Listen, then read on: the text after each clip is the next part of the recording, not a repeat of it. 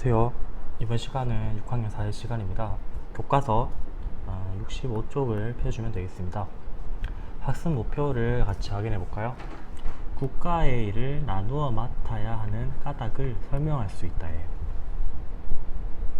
계속해서 확인해 보겠습니다.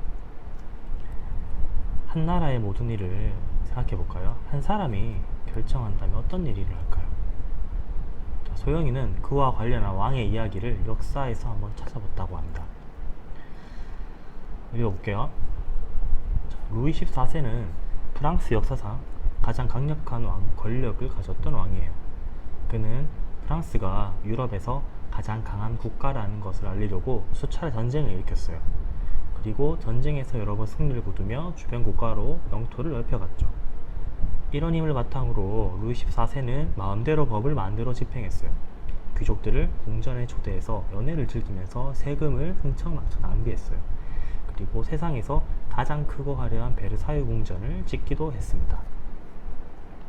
하지만 아무도 루이 14세의 결정을 말릴 수가 없었어요. 결국 백성들은 먹고 살기가 어려워서 궁전을 짓는 공사에 동원되었다가 사고로 다치거나 죽기도 했다고 합니다.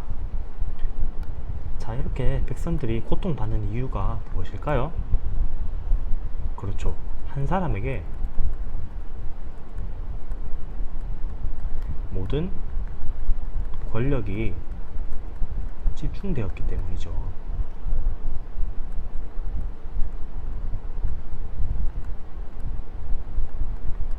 즉, 잘못된 길로 가고 있다는 바른 말을 해줄 루이 14세를 견제해줄 만한 그런 아무런 것도 없었다는 얘기가 되는 겁니다. 네, 다음 페이지로 넘어가도록 하겠습니다.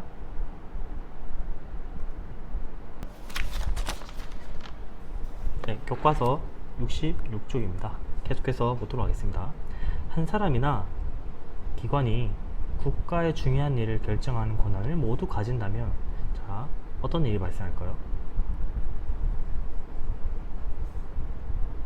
자, 그 권한을 마음대로 사용하거나 또는 잘못된 결정을 할 수도 있어요.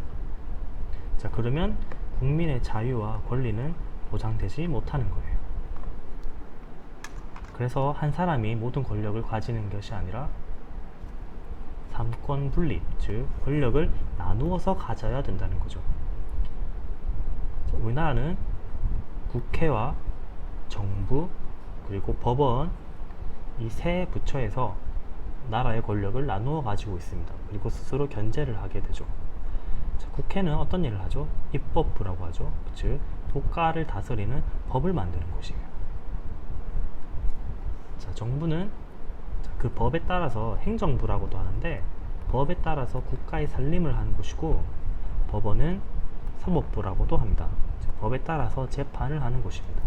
이 국회, 정부, 법원은 이 세 기관은 서로 견제를 하면서 균형을 맞추면서 국가의 일을 해결해 나가고 있어요.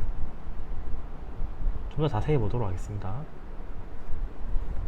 자, 권력 분립은 국가기관이 권력을 나누어 가지고 서로 감시하는 민주정치의 원리입니다.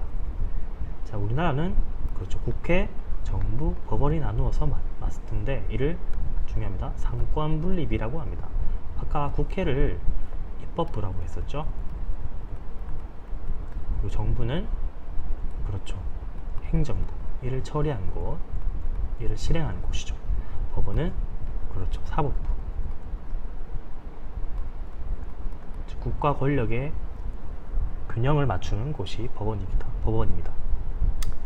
계속해서 보겠습니다. 자, 이렇게 한 기관이 국가의 중요한 일을 마음대로 처리할 수 없도록 서로 견제하고 균형을 이루게 해서 결국 국민의 자유와 권리를 지키려는 것이에요. 즉, 삼권 분립이 이루어지는 이유는 국민의 자유와 권리를 지키려는 것이에요. 어느 한 사람의 또는 한 기관의 의견에 따라서 국가가 운영되는 것이 아니라 국민의 의견이 반드시 반영이 되어야 한다는 거죠. 그러기 위해서는 이 삼권 분립이 반드시 필요하다는 겁니다. 다음 페이지로 넘어가도록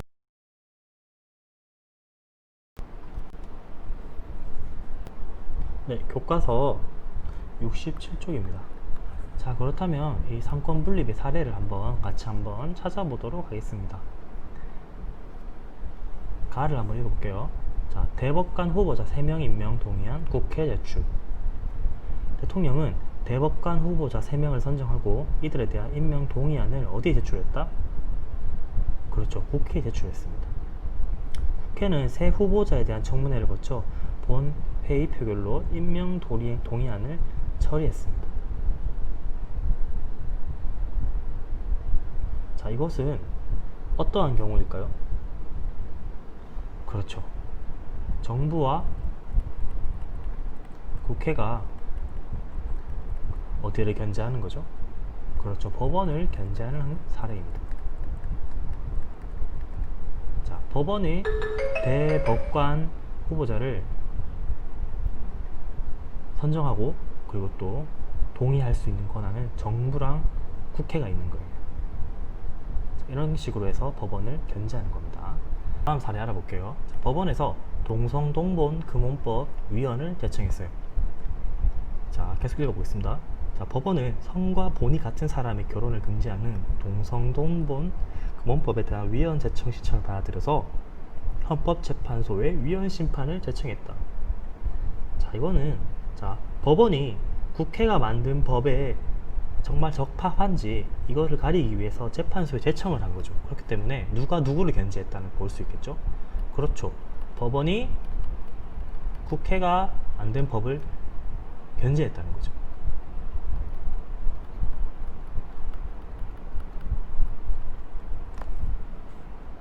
자, 계속해서 보도록 하겠습니다. 자, 세 번째. 자, 청와대가 국회 법률안 거부권을 검토하고 있다라는 내용입니다. 보겠습니다. 대통령은 국무회의에서 국회에서 입법한 땡땡 법률안에 대해 거부권을 행사하는 방안을 검토하기로 했습니다. 헌법 제53조 3은 대통령이 법률에 이의가 있을 때 국회에 제재를 요구할 수 있는 거부권을 규정하고 있다. 즉 정부가 국회가 만든 법률안에 거부를 할 수 있다는 거죠. 즉 이것은 누가 누구를 견제한다고 볼 수 있죠. 그렇죠. 정부가 누구를 견제한다? 그렇죠. 국회를 견제하는 경우예요. 자, 마지막입니다. 국회가 국정감사를 시작했다고 합니다. 자, 국회는 정부 각 부처를 대상으로 20일간의 국정감사에 들어갔어요. 국정감사는 정부가 나라 살림을 제대로 하고 있는지 국민을 대신해 누구를 대신한다고요? 그렇죠. 국민을 대신해서 국회가 살펴보는 활동이에요. 자, 이는 누가 누구를 견제한다고 볼 수 있죠? 그렇죠. 국회가 정부를 견제한다고 볼 수 있어요. 자, 이렇게 다양한 사례에서 알아볼 수 있었듯이 이 국회, 정부, 법원은 서로 견제를 하면서 힘의 균형을 맞추고 있습니다.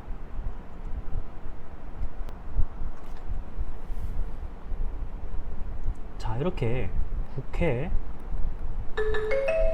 정부, 그리고 법원이 국가의 일을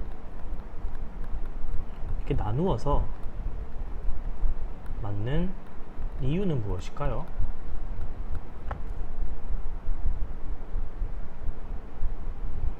그렇죠. 크게 두 가지 이유가 있는데, 첫 번째는 국민의 뜻에 따라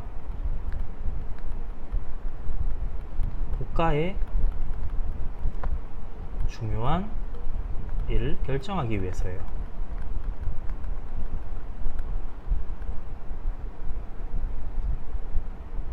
다음으로는 이 세 기관이 서로 견제하고 균형을 맞추어서 누구의, 그렇죠, 국민의 자유와 권리를 지켜주기 위해서예요. 이 두 가지 이유를 때문에 이 세 기관은 권력을 나누어서 국가의 일을 처리하고 있습니다. 이해했나요? 좋습니다. 이번 시간 한 학습했던 내용 정리해 볼게요.